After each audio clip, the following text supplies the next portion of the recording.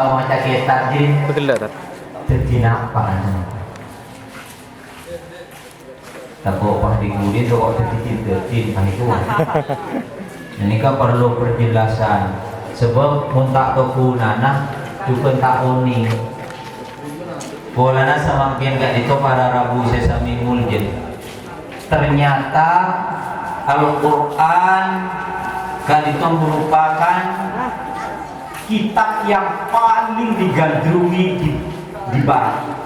Sebenarnya senang Islam ereng timur nika mulai meninggalkan sedikit demi sedikit.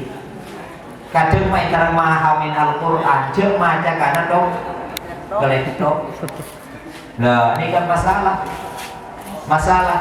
Saya asalkan Indonesia sebagai negara terbesar, Muslim terbesar dunia, ternyata Muslimnya Islam KTP, sebagaimana diungkapkan dalam sinetron loh. Mungkin tak mau catatan, muncul di sinetron Islam KTP.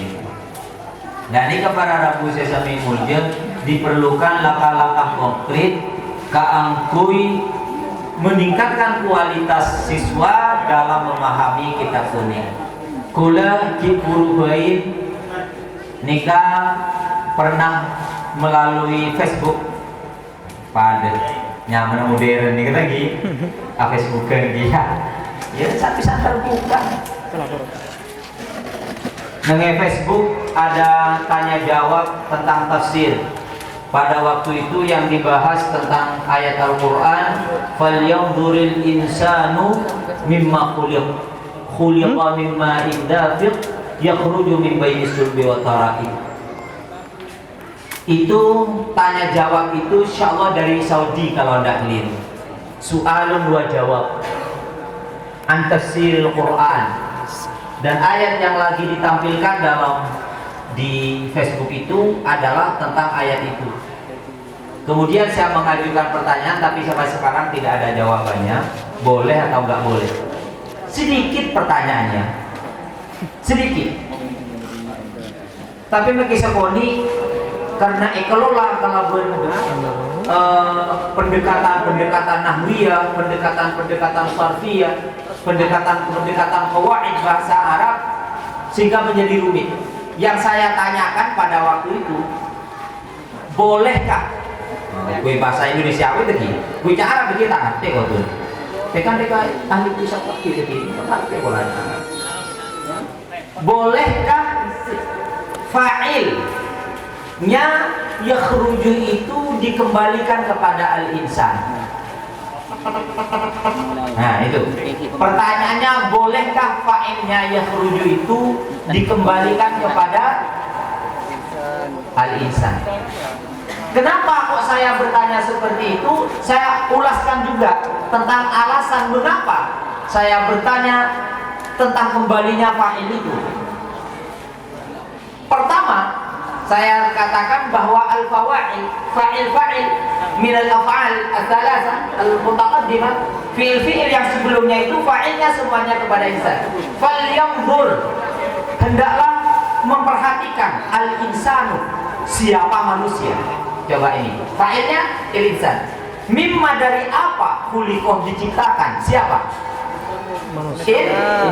Insan. Khuliqah diciptakan siapa?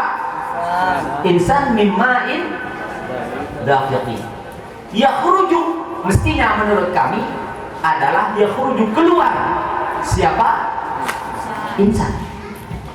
Karena kadang di tafsir itu kan kembalinya kepada mat, ya. Di tafsir kalau kita banyak itu tafsir itu kepada mak, kembalinya fa'il. Ya, ini adalah wacana, tapi wacana ini perlu dikembangkan dalam konteks qawaid. Kita tidak lepas, kita bukan orang liberal. Liberal itu adalah orang yang tidak punya konsep. Hanya orang yang suka memutar otaknya sendiri sesuai dengan kehendaknya sendiri dan apa kata dia sendiri. Itu bukan liberal. Kami punya konsep, punya qawaid. Ini satu. Yang kedua, kalau itu kembalikan kepada mak, ini kejanggalannya, karena di depan itu adalah fi'il madhi. Khuliqa, telah diciptakan. Coba ini. Telah diciptakan siapa insan? Min ma'in, dari air, yaitu mani, sel kelamin, dafiqin yang memancar. Jadi ma'in, khuliqa ini telah diciptakan, ya. Yang dimaksudkan diciptakan dalam perspektif sains itu adalah sudah berfertilisasi, melakukan fertilisasi atau penggabungan apolong sel indung telur ovumnya perempuan dan sel spermanya laki-laki, lapolong. Ini menurut saya sudah disebut dengan kata-kata khuliqa. Manusia itu sudah mulai diciptakan. Ini yang disebut dengan embrio. Embrio itu asal muasal, ya. Ini kami ini adalah nahwu dan sains. Pendekatan nahwu dan sains. Ini malah tahu sekurang sains pak tak milu nahwu. Oh, kelero. Mengucap reng nahwu tak tahu sains, ya kan? Saya SD tidak selesai saudara, ya. Kelas 6 mampu, kipur masuk kelas 6 mampu. Tapi nahwu ternyata bisa masuk kemana-mana, ya kan? Lah ini jadi khuliqa itu min ma'in dafiqin. Dafiqin artinya dafiqin apa? Itu adalah isim fa'il. Isim fa'il sifat dari ma'in yang mestinya sudah telah lalu juga kan?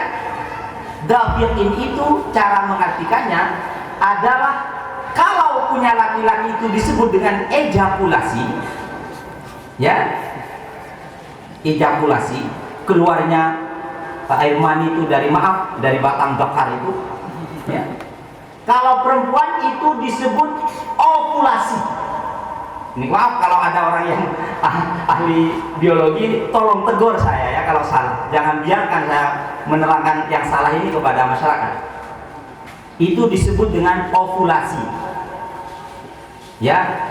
Jadi tempatnya itu ovarium, yang di indung telur itu disebut ovum, kemudian sistem pengeluarnya itu disebut ovulasi.